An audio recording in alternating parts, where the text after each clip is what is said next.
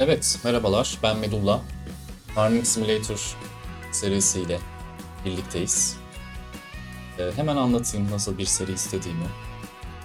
Telefonun karşısında, bilgisayar karşısında ya da televizyon karşısında böyle rahatça oturup izleyebileceğiniz, daha aslında heyecansız, sessiz, sakin bir seri istiyorum. Hatta izlerken uyuyakalabileceğiniz ama bir yandan da merak ettiğiniz nasıl olacak, neler gelişecek diye. Böyle bir seri istiyorum çünkü neden çekiyorum? Böyle bir seri izlemek istediğim için çekiyorum.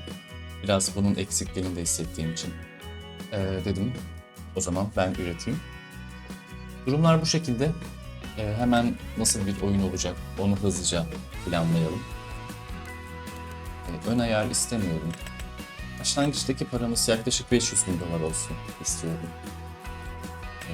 100 binde bir borç çekmişiz diyelim ki. Ekonomik zorluğu kolayda bırakacağım ve çiftlik oluşturmayacağım. Başlangıcı turu da istemiyorum. Ekonomik zorluk kolay çünkü e, çok fazla yormak istemiyorum. Yani ekonomik zorluk zor olursa ne olacak? Yapmak istediklerimizi atıyorum 4 bölümde değil de 14 bölüm sonra göreceksiniz gibi. Buna gerek var mı? Bence yok. O sebeple ekonomik zorluğu kolay olarak bırakıyorum. Daha hızlı ilerlesin oyun. Çünkü zorda da batmayacağız yani. Bir şekilde batmayacağız. Daha eli sıkı olmamız gerekiyor sadece. Daha zor harcama yapmamız gerekiyor ama batmayız, çıkarız bir şekilde. Ama yine de daha hızlı yol alalım istiyorum. Peki, çiftlik oluşturmadık, başlangıç turu istemedik, kolay dedik, borç 100 bin dedik, 500 bin de para çektik. Zelonka'da oynamak istiyorum. Ve devam edelim. Modlardan Autoload'u kaldırıyorum. Oldukça gerçekçi bir şey olsun istiyorum. Otomatik yüklemeyi kaldırdım. Development Controls'ü bırakacağım çünküsünü de anlatacağım. Bakıyorum burada. Bunu kaldırdım. Lumberjack kalsın. Bir kök sökmek için o kadar masrafa girmek istemiyorum. Ağaç kestiğimde. Movement da kalsın. Seasonal Price'ı bilmiyorum. Yani başka oyunlarda kurdum. Ne değiştiriyor çok emin değilim ama kalsın. Store Deliveries'de kalsın mı? Gerçekçiliği çok bozar mı emin değilim. Kalsın ya. Bir şekilde istediğimiz şeyler bazen ayağımıza gelsin. Peki tamam. Bunlarla yola devam. Anlatacağım Easy Development'ı neden tuttuğumu. Peki şu yüzden tuttum. Bazen yanlış araç alınıyor. Gerçekten bilmiyorum uyumlu çıkmıyor ya da o işe yaramıyor. Sonuçta her aracı ya da her ürünü burada bilmiyorum oyunda. Ve bakıyorum uyumsuz. Satmak istediğinde neredeyse yarı fiyatına satıyorsun vesaire. Çok fazla para kaybettiriyor. Ya da alıyorsun aldığından karar değiştiriyorsun. Hemen satmak istiyorsun satamıyorsun vesaire gibi şeyler olabiliyor. Oralarda en azından hayat kurtarıcı satıp üstüne kalan parayı kendimize aktarırız diye düşündüm. Çünkü diğer türlü çok oyunun keyfi bozuluyor diye düşünüyorum. Hataya bu kadar açık olmamalı diye düşünüyorum. Çünkü gerçekte olsa herhalde saatlerce düşünerek ya da günlerce düşünerek alırdık zaten o kararı. Burada birkaç saniyede almaya çalışıyoruz. Peki, neden 500 bin lirayla başladık? Orada tipimiz iyi mi? Tipimiz fena değil ha. Gömlek, kot, ot. Başka bir şeye gerek var mı? Yok. İyi ya gayet. Şapkadan emin olamadım. Markasız bir şapka istiyorum.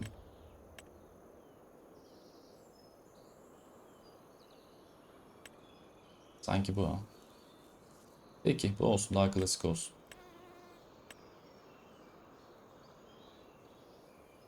Rengi niye farklı bu? Neyse.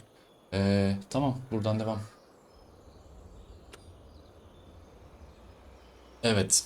Neden 500 bin parayla başladık ve 100 bin borçla başladık? Çünkü bir şeyler alabilelim istiyorum. Yani sıfırdan böyle zorlaya zorlaya, ağaç sata sata ilerlemek istemiyorum. O kadar da değil. Şöyle bir hikaye kurabiliriz. Yıllarca çalışmış bir insan düşünün. Ya emekli olmuş ya işten ayrılmış bir şekilde tazminat almış. Evini satmış, arabasını satmış, birikimini de koymuş ve böyle bir yere taşınmış gibi düşünebiliriz arkadaşlar. Yani yeni bir yaşama başlangıç 500 bin dolarla. Fazla para mı? Tabii ki fazla para. Yaklaşık 20 milyon ediyor galiba. Yani sadece ev araba satıp o paraya ulaşmak çok kolay değil. Ancak işte biraz daha şey yapalım. Birikimle ulaşmışız gibi düşünebiliriz. 100 bin dolarda zaten borç aldık. Ve bu noktadayız. Şimdi peki nereden başlamak istiyorum? Öncelikle toprak almak istiyorum. Çünkü bir toprağımız olsun. İstediğim budur ve almak istediğim toprak bu. Bilmiyorum bu toprakta oynadınız mı?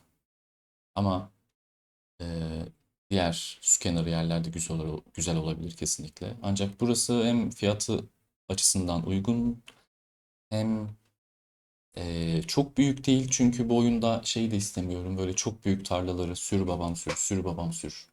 Yani yaklaşık yarım saat 45 dakikalık bölümler olacak belki bir saatlik. Onda da yani tamamen tarla sürmek istemiyorum.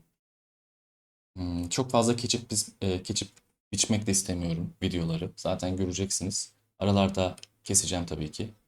Yani mesela seralara su götürürken bütün seralara su götürmemi izlemek istemeyebilirsiniz defalarca. Aralarda keseceğim ama çok fazla da kesmek istemiyorum. O yüzden daha küçük olsun bizim olsun modunda devam edelim. Peki burayı satın alıyorum. 80 bin bir euromuz gitti. Dolar dedim ben galiba da. Euro var şu anda tabii ki. Peki.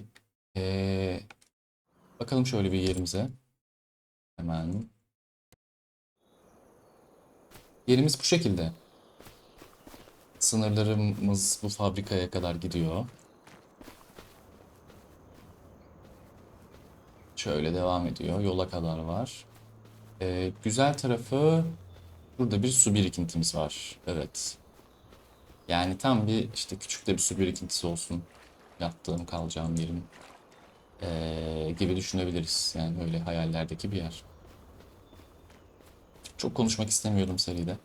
Başlangıçta biraz konuştuk ama. Neyse bakalım. Oturturuz bir şekilde. Peki küçük bir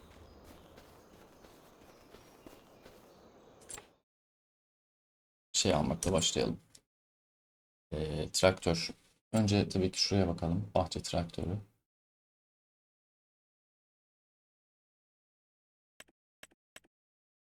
Teleskopik taşıyıcıymış bu. Traktör sandım ama değil galiba. Çünkü arkasında çok bir şey yüklenmiyor. Evet, sadece bir taşıyıcı için bu kadar veremeyiz şu anda. Ee, bu da tekerlekli yükleyiciymiş. Bu da tam bir traktör değil galiba. Ona da veremeyiz. Peki o zaman traktör alacağız biz. Almak istiyorum, evet. Küçük bir bahçe traktörü almak istiyorum. Ne yapmak için? Ee, hem taşıma işlerimiz çok olacak. Onlar için istiyorum özellikle. 75, 17, 914.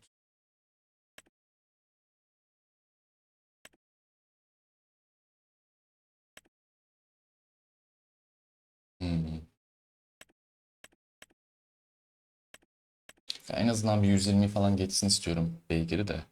Yani bir 100 bin euro gibi bir şey buna verebiliriz. O yüzden şu Massey Ferguson iyidir diye düşünüyorum. Peki çok düşünmeyelim. Ve şeyi alalım ya. Neyi alalım? Bunu alalım. Bunu dedik, bunu alalım.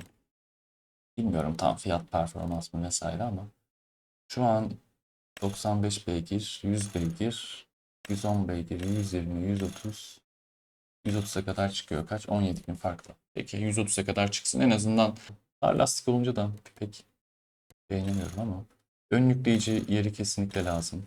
Bu iki. Ee, Medulla. Klavyemizin şarjı bitiyor. Neyse devam.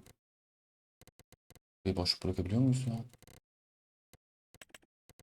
Okey. Tamam. Yakamızda medulla oldu. Çok iyi. Bunu satın alıyorum. Hayırlı olsun.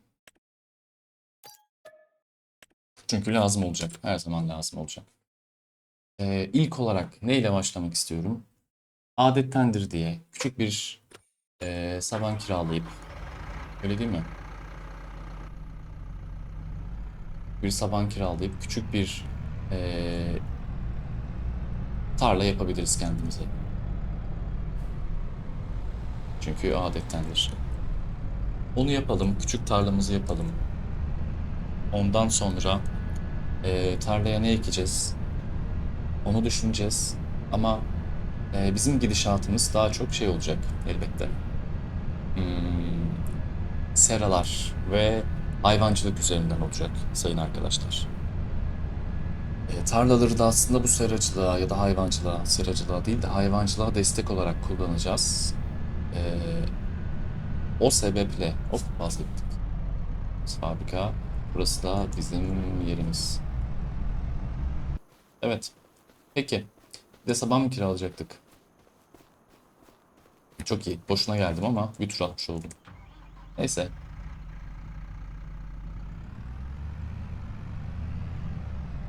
Dönelim bakalım.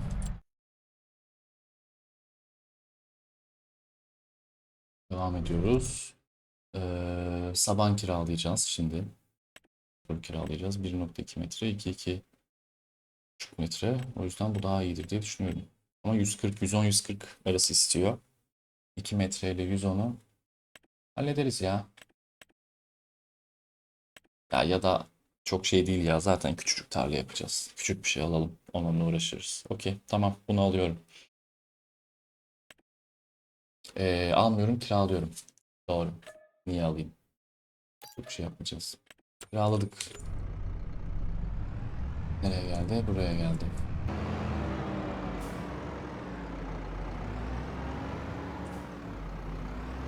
Alalım ve tarlamıza gidelim bakalım. Hop. Traktöre henüz ulaşamadım.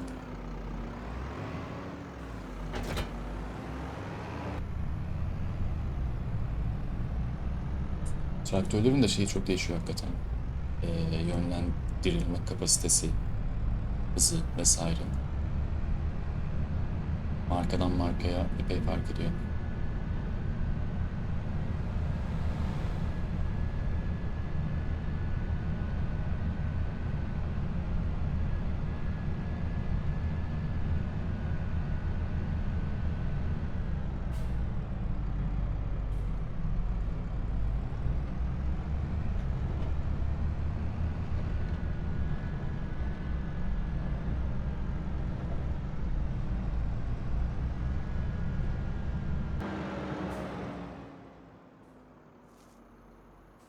Peki, şimdi nereye yapacağız?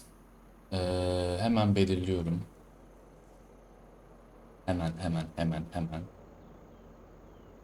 Yaklaşık şuradan bir araba geçsin istiyorum. Bir araba yolu. Yani hmm, aslında buradan geçmesine gerek yok da. Tamam. Burayı sıfıra sıfır alırız. Ee, şuradan başlar. Nereden başlar? Hemen söyleyeyim. Biraz daha şu taraftan. Ee, şöyle başlar burası, tamam mı? Buradan geliriz. Hatta biraz daha böyle, evet. Çünkü şu an traktörün gördüğünüz sağ tarafından da, yani hemen göstereyim. Bu taraftan da bir yol geçsin istiyorum. Buradan bir yol geçsin. Çünkü rahat rahat yollarla erişilebilsin. Tarlaya saçma sapan girip çıkmayalım sürekli. O yüzden traktörün sağı yol olacak. Biz buradan başlarsak bir sıkıntı olmaz. Buradan da nereye kadar devam ederiz? Hemen şöyle biraz daha bırakalım. Buraya kadar. Buradan sola doğru gideceğiz. Solda da zaten gidebileceğimiz yer belli. O küçük cep gibi yere giremiyoruz. Orası bizim tarlamız değil. Öyle olması lazım. Haritadan öyle görünüyor yani. Peki başlayalım bakalım. Buradan sola döneceğiz. Bir tam 180 yapalım.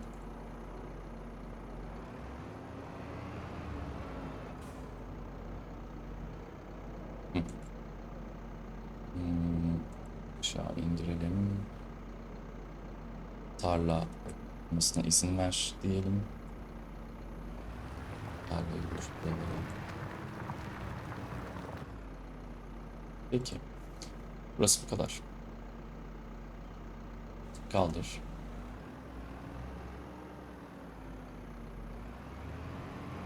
Buradan devam et.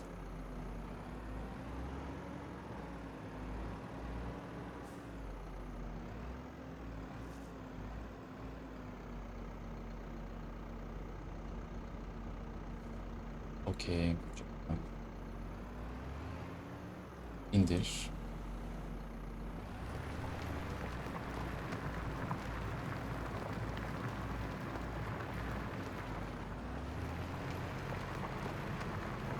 Göreceksiniz çok büyük tarla olmayacak zaten. Tarla olacak ama daha verimli çim ekebileceğimiz tarla olsun isterim. Hmm, buraya kadar gelebiliyormuşuz. Okey. Buradan sonrası da yol olur. Tamam. Kaldıralım. Okey. Sıkıntı yok. Buradan buraya devam edelim.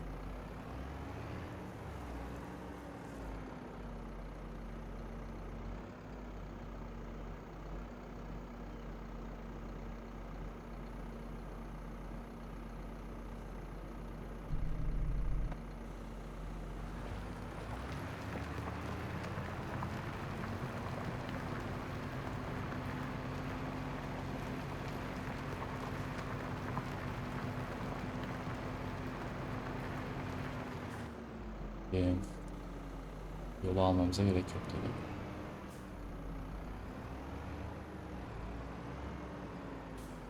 Anda devam edelim.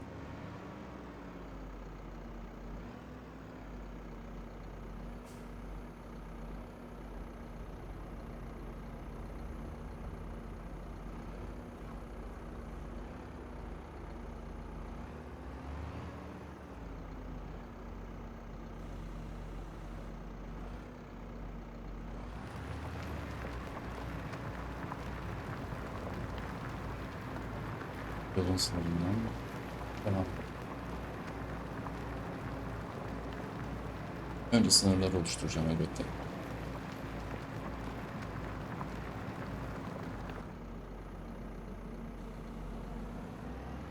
Daha sonra tarlanın içine yapmaya geçeriz. Burası çok güzel olacak. Yani bu tarla kesinlikle tarla değil. Bu aldığımız yer toprak çok güzel olacak. Bizim ana toprağımız gibi olacak.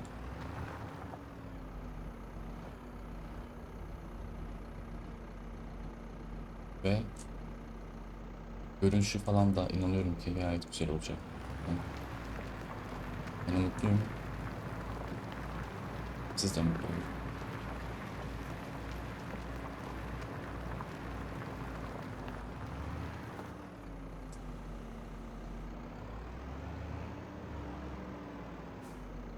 Peki bunu şimdi nasıl yapsak? Dikey mi yatay mı yapsak? Böyle yapalım ya. Az gidip geliriz.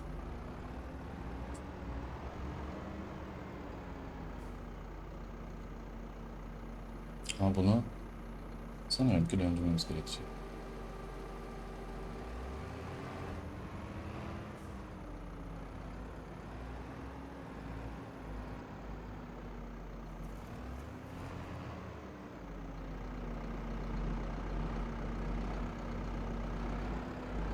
Başlayalım bakalım.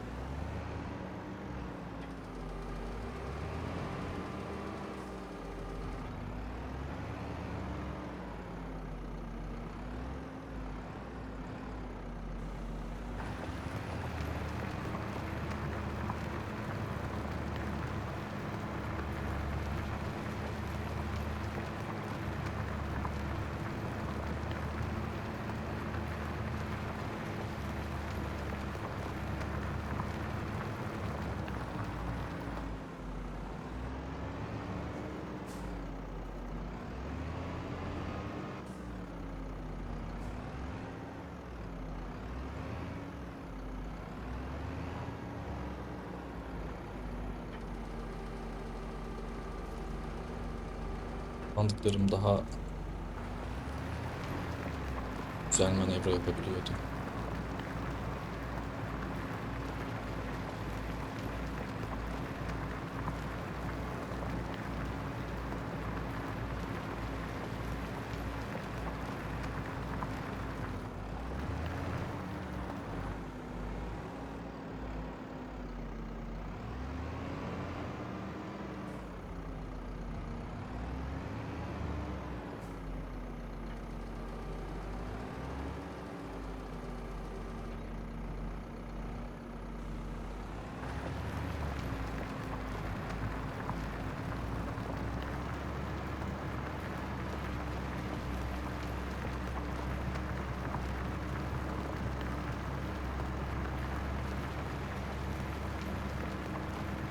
Son iki gidişimiz falan.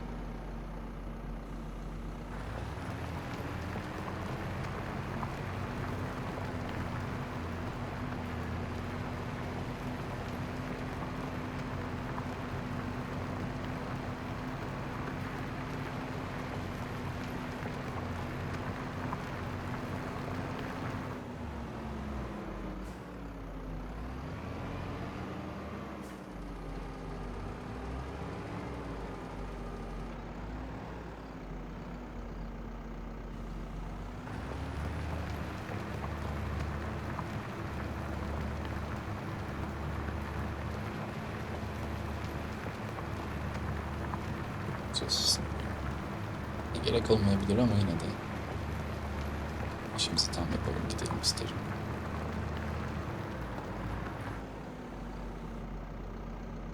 Oluşturmayı kapattım.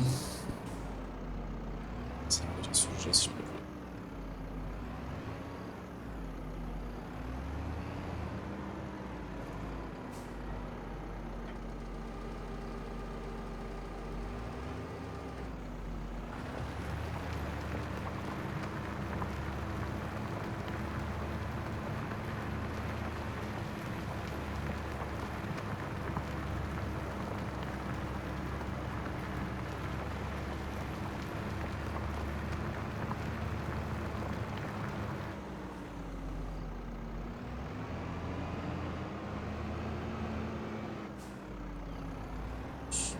Gidemedik.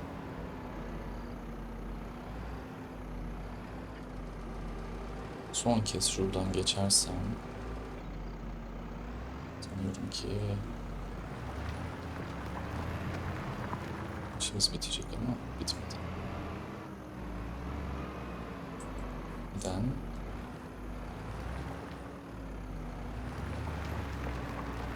Tamam. Şimdi oldu. O sarı tamamen dışarıda kalacak tabii ki.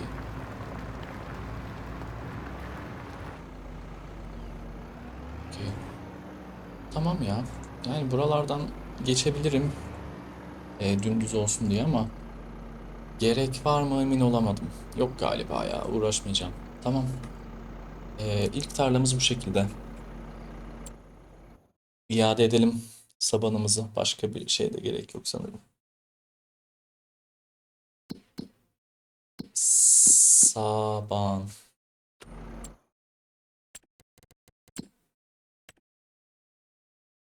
İade et. Tamam şimdi ee, sanıyorum ki kireç gerekecek. Emin değilim ama bakalım. Evet kireç gerekecek. O yüzden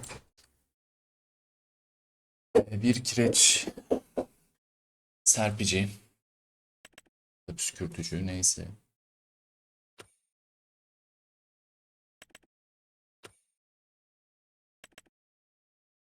Yani önce bir kireci alalım. Zaten kireci alacağız. O konuda sıkıntı yok. 2000 litre. Daha azını alamıyoruz ama olsun. Şimdi bu kireci biz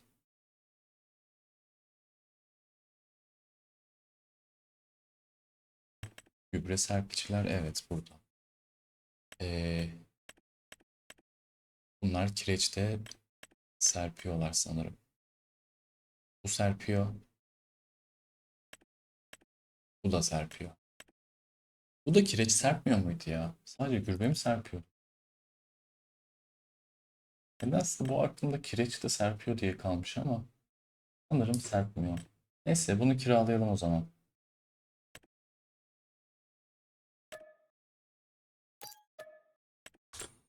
Kireçleyelim. En baştan bir kireçleyelim de sonra şey yaparız. Bir daha gerek olmaz zaten. Ama bir ilk yapılması gerekeni yapmak istiyorum açıkçası.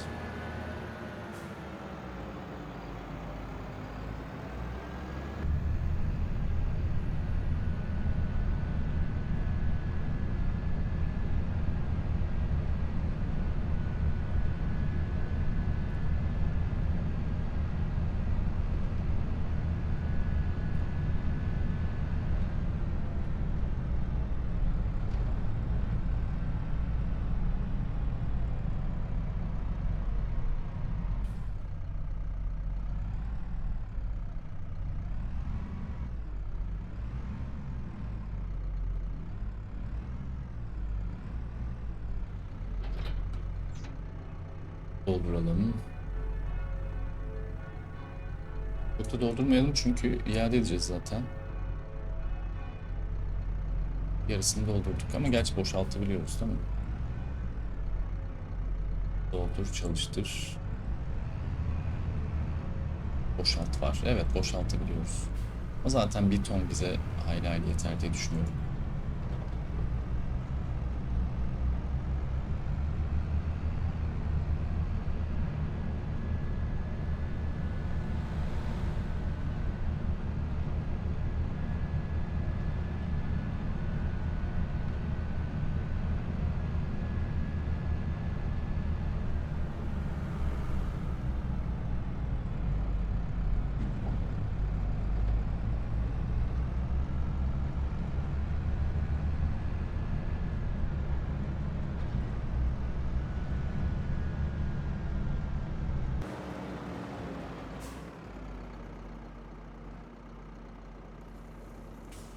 Bunu doğrudan çalıştırıyoruz galiba.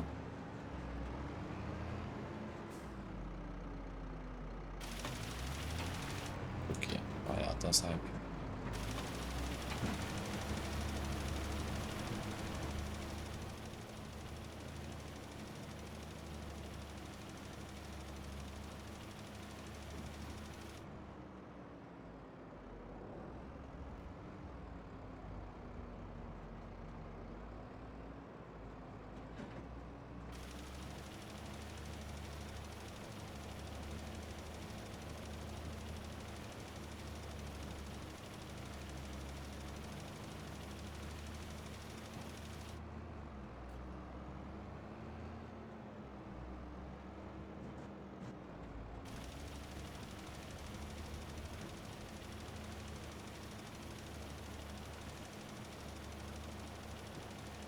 Galiba hata yaptık değil mi? Ee, Hepsini doldurmayarak. Yani normalde bir çuval bir şey böyle bir tarlaya yetiyor da artıyordu ama demek ki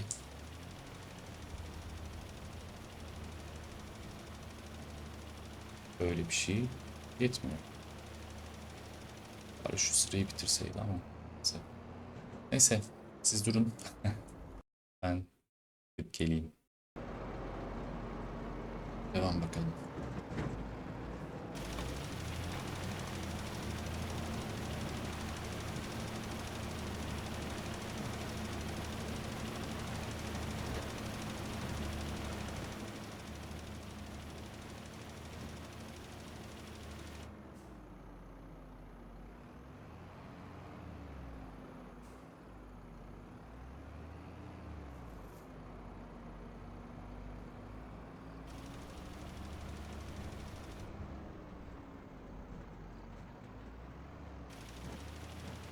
Yani tarlada böyle tekerlek izlerinden çok hoşlanmam. Nefret ederim diyecektim ama o kadar da güçlü hislere sahip değilim. Tarladaki tekerlek izleri konusunda. O sebeple hoşlanmam dedim ama ne yapalım, bazen yapacak bir şey kalmadı.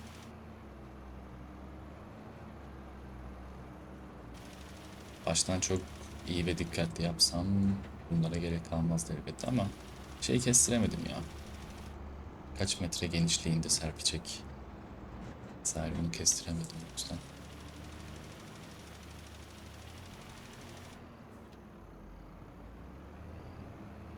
Tamam. Aşağı yukarı tamam yani.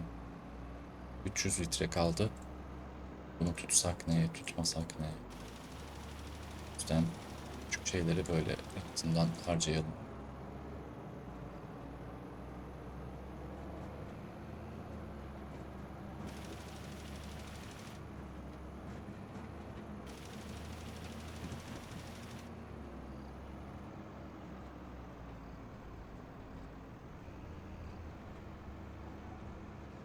İşte burası.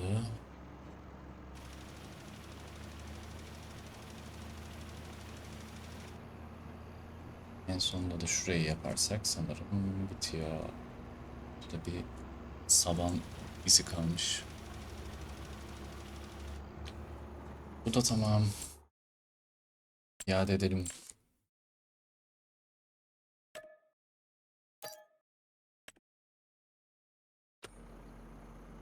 Tarlamız oldu. Sırada bence sera var. Bir sera yapmalıyız. Bu tarlaya da çim ekmeliyiz. Çimi hemen ekelim. Bugün tarlayla uğraşmış olalım.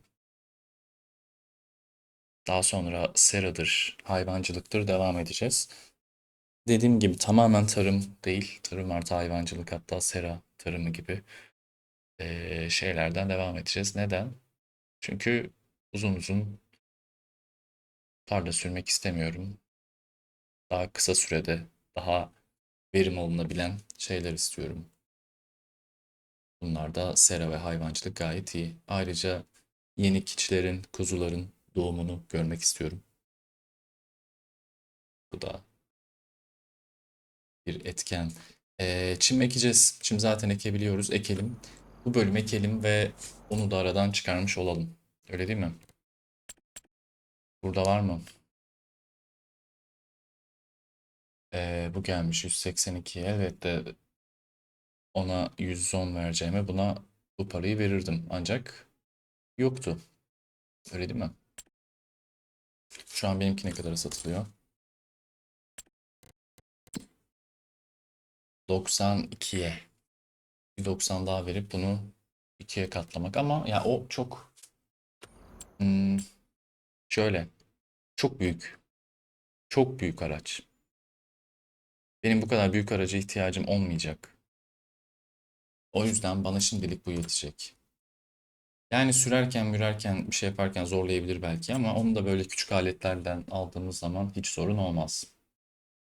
Şimdi ben ne yapacağım? Çim ekici.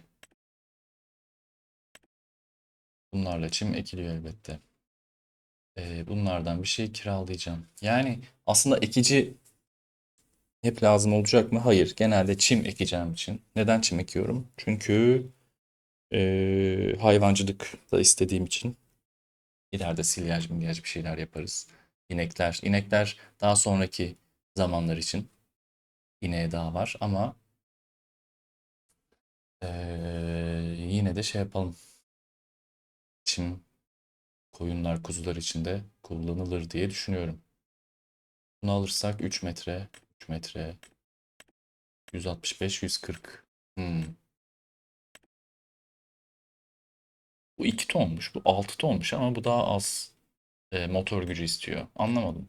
Vardır bir sebebi.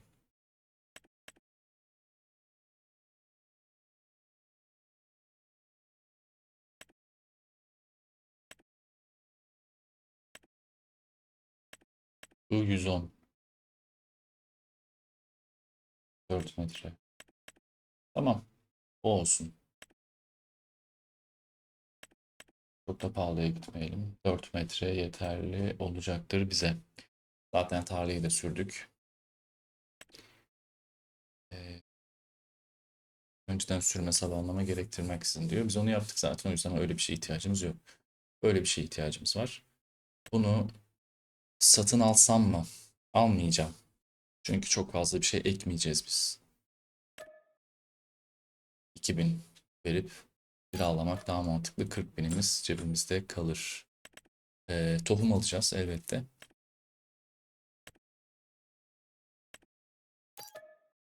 Şimdi tohumu alacağız. Haydi bakalım. Ben sizi daha fazla yormayayım. Gideyim. Yükleyeyim ekiciye tohumları, sonra burada buluşalım, olur mu? Evet. Geldik, hazırız.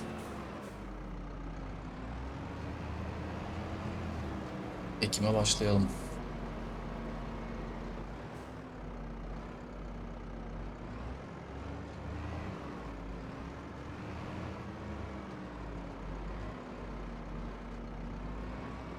Tamam. Böyle sıfıra sıfır alayım dedim de. İlk geçişte solda boşluk bırakmayayım.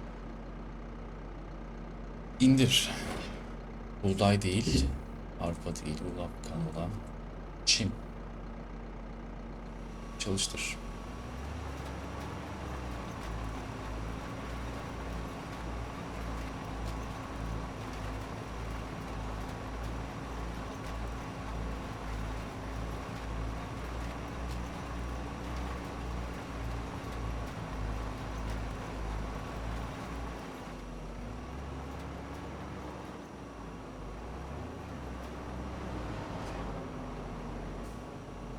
Bu halı gibi görüntü sana gerçekten keyif veriyor.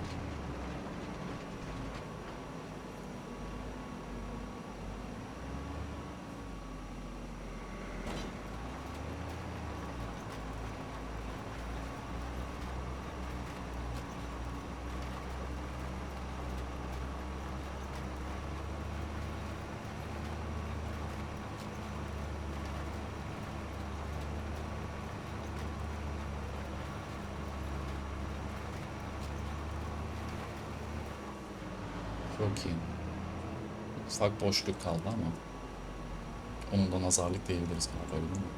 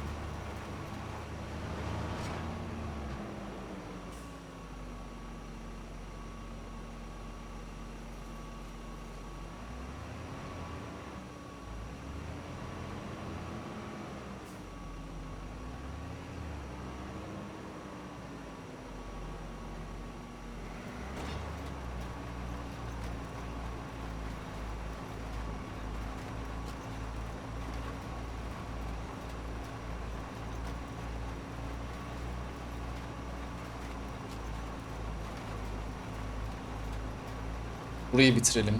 Daha sonra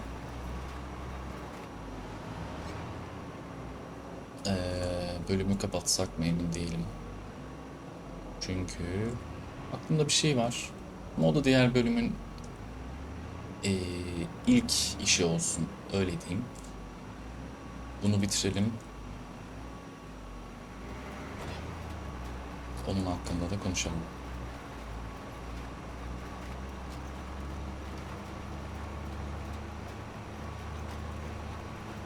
Burayı bence birlikte bitirebiliriz.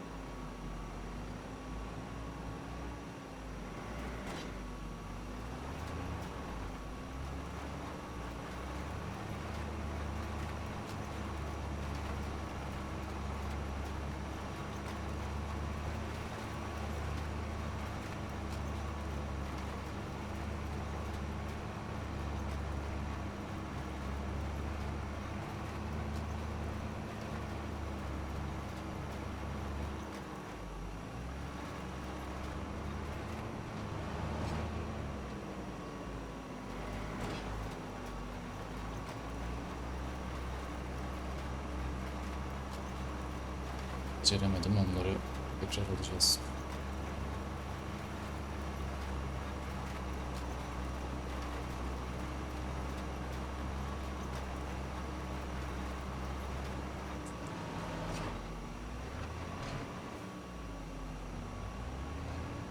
Burada dönüşler biraz sıkıntı oluyor tabii ki.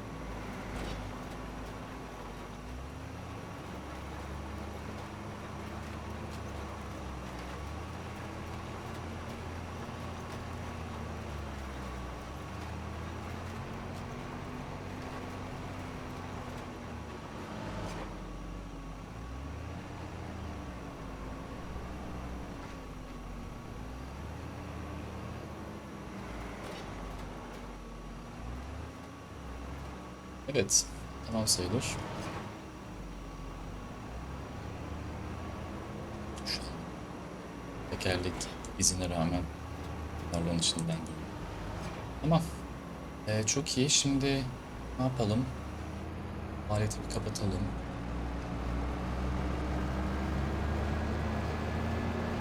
Burada da varmış. Hemen bunu da ayarlayalım.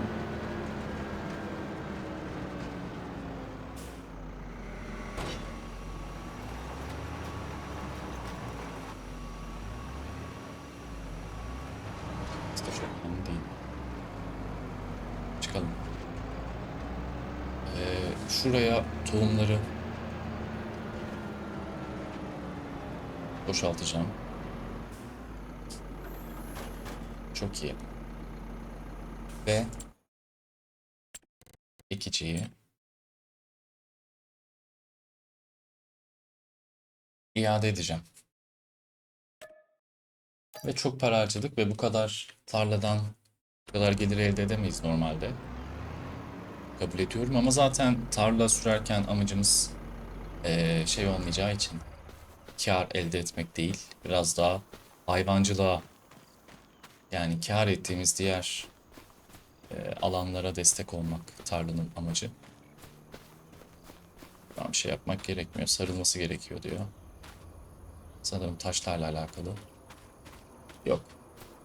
Zaten çim ektim. Taşa da bakamayacağım. Üzgünüm. Şimdi bu bölüm bu kadardı ama bir sonraki bölümde neler yapacağımızı anlatayım. Öncelikle bu kadar yavaş akmayacak zaman 10 hızla ilerlesin ve bir günü bitirene kadar, işleri bitirene kadar bir bölüm çıksın.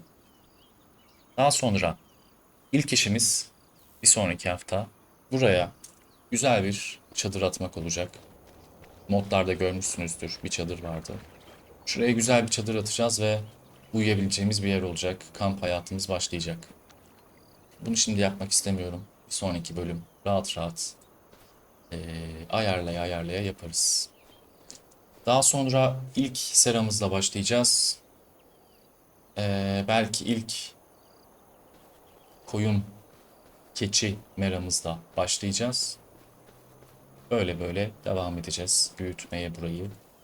Seralar daha fazla olacak ve keçi merası da daha fazla olacak. İleride hedefimiz inek merası kurabilmek.